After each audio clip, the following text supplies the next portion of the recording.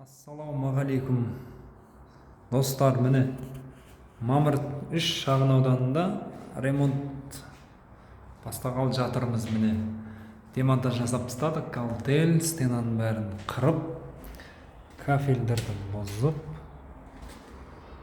ваннасы, мынау зал, мынау спальный, мынау кіре беріс, мынау ваннасы, туалет. Одан кейін мына жағы, мына кухня. Көрсетіп қояйын жақсылап.